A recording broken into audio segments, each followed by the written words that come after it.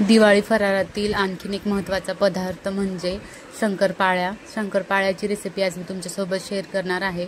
अगदी एकदम खुसखुशीत आणि छान झालेल्या आहेत, कुठे सुद्धा मऊ झालेल्या नाहीत, अगदी आतपर्यंत मस्त फ्राय म्हणजे तळल्या सुद्धा आहेत आणि क्रिस्पी पण झालेल्या आहेत। अशा शंकरपाळ्या अगदी सोप्या पद्धतीत कशा बनवायचं मी तुमच्यासोबत शेअर करणार आहे। त्या अगोदर मस्त चहासोबत शंकरपाळ्या माझ्या मुलांनी म्हणजे खाल्ल्या, त्याला खूप आवडतं चहा आणि शंकरपाळी खायला। असे छान शंकरपाळ्या झालेल्या आहेत पाहू शकता। आणि जे लांब लांब असे काप केले होते ते खूपच भारी शंकरपाळे झाले होते, म्हणून तुम्हीही शक्यतो लांब लांबच असे शंकरपाळ्या चिरून घ्या, त्याने मस्त आतपर्यंत फ्रायही होतात आणि मस्त छान तळल्याही जातात त्यामुळे, आणि लेयर्स पण खूप येतात। चला तर मग आपण रेसिपीकडे वळू।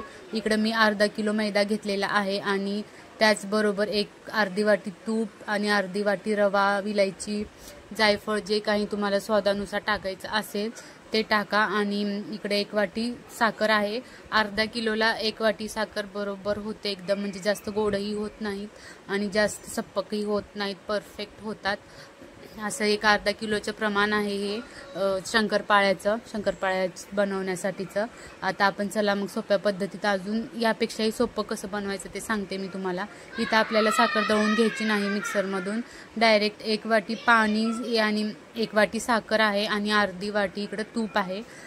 तुम्ही पाण्याच्या ऐवजी दूधही टाकू शकता, पण दुधाचे कसं थोडं म्हणजे टिकण्यासाठी थोडंसं हे होतं, ते दूध टाकल्यामुळं लवकर शंकरपाळ्या टिकत नाहीत, थोड्याशा म्हणजे खौटपणा त्याला येतो म्हणून। आणि आता पाहू शकता वातावरणही खूप वेगळंच आहे, त्याच्यामुळं शक्यतो तर पाणी टाकून बनवा। मी तर पाण्याचाच वापर केलेला आहे दुधाच्या ऐवजी।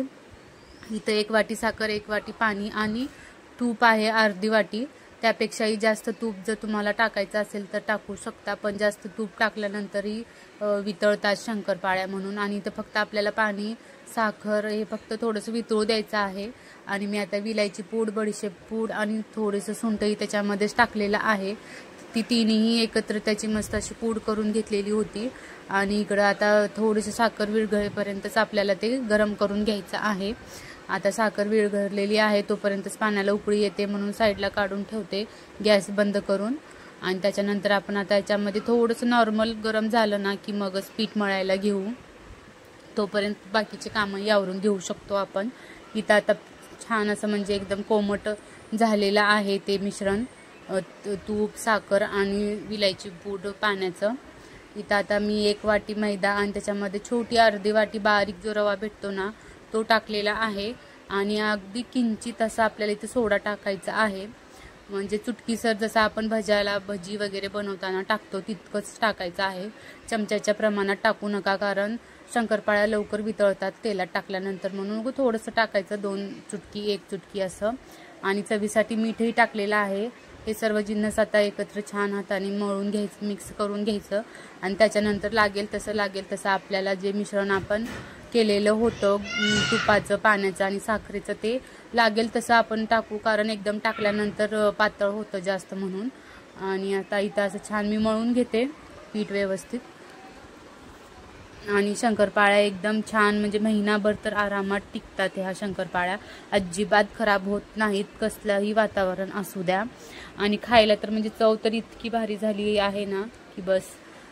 आता मी छान ह्याला घट्ट मळून घेते, जसं असं आपण रेग्युलर चपातीला जसं पीठ मळतो तसं, पण त्याच्यापेक्षा थोडंसं घट्ट। ते पीठ मी अगदी 5 ते 10 मिनिटासाठी साईडला काढून ठेवलेलं होतं आणि त्याचे आता हे 4 ते 5 गोळे झालेले आहेत।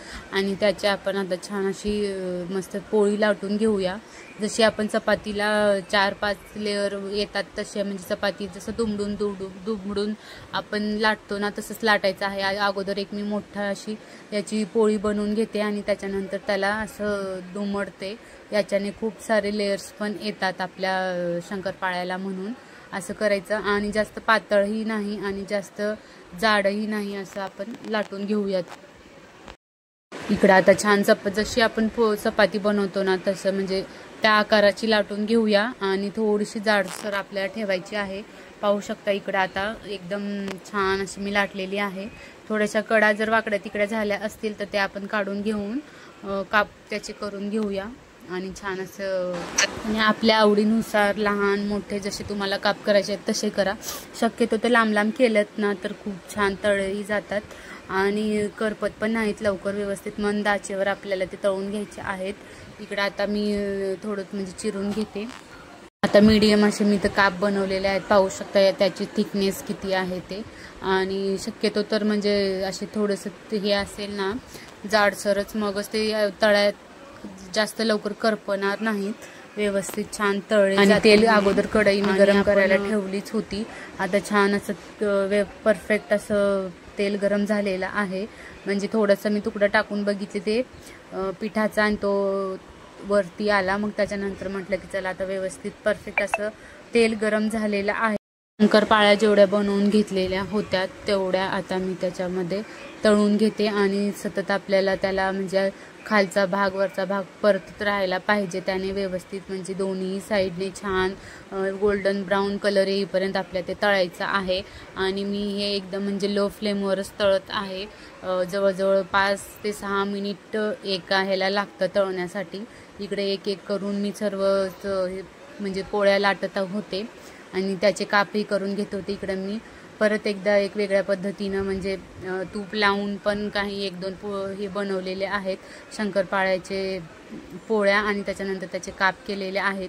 हे पण खूप छान होतात याच्याने पण, म्हणजे अगदी आतपर्यंत तळेही जातात आपल्या शंकरपाळ्या आणि कलर त्याला लेयर्स पण येतात व्यवस्थित आणि सुटतातही त्याचे लेयर्स तळल्यानंतर. ते खूप छान दिसतं पण भारी आणि चवही त्याची खूप छान येते, कारण आतपर्यंत आपले शंकरपाळ्या हे तळतात. म्हणून पाहू शकता किती छान कलर आलेला आहे आणि तेल तर अजिबात पिलेले नाही, एकदम ऑइल फ्रीज झालेल्या आहेत अशा शंकरपाळ्या. मस्त छान तळलेल्या आहेत. चला तर मग आता मी काढून घेते आणि बाकीचे एक एक करून घेते. आणि लगेच माझ्या लहान मुलांनी तर खाऊन पण पाहिलं. मुलांचं असंच असतं, आपण म्हणजे मम्मी काहीतरी करताना कधी एकदा खावं असं त्यांचं होत असतं. तसंच माझ्या मुलांचंही होत असतं, कारण माझी मुलं गरम गरमही जे असतील ते खातील. परत ते थंड म्हणजे 2-3 दिवस वगैरे झाले तर त्याला बघणारही नाहीत. म्हणून मी त्यांना कुठलाही पदार्थ असो करते वेळेसच त्यांना देते, म्हणजे ते आवडीनं खातातही आणि संपतही लवकर. थोडे दिवस ठेवून द्यायचं म्हटल्यावर त्यांना ते खावंसं वाटतच नाही. आणि मुडी पण असतात मुलं म्हणा, त्या टायमाला दिलं की भरपूर छान खातात, नाहीतर खातच नाही तसं. आणि इकडं आता छान माझे सर्वच शंकरपाळ्या तळून झालेल्या होत्या. अर्धा किलोमध्ये पाहू शकता मस्त असे छान झालेले आहेत. आणि हे तर आता सध्या इकडचं सर्व रेसिपी म्हणजे पदार्थ बनवलेले आहेत तात्पुरतं. गावाकडे गेल्यानंतर अजून ते रिपीट बनवावं लागेल सर्व. पाहू शकता मस्त झाले. जे लांब लांब काप केलेले होते ना ते तरी एकदम भारीच झाले, एकदम बिस्किटासारखेच झालेले आहेत. आणि पाहू शकता इकडे. चला तर मग लगेच माझ्या मुलांनी, मी चहा बनवलाच होता तर चहा आणि शंकरपाळे त्याने तर खूप एन्जॉय केले. तुम्हीही नक्की करा आणि या पद्धतीने शंकरपाळे बनवा, अजिबात फसणार नाहीत. चला तर मग भेटूया नेक्स्ट रेसिपीसह नेक्स्ट व्हिडिओमध्ये. तोपर्यंत बाय.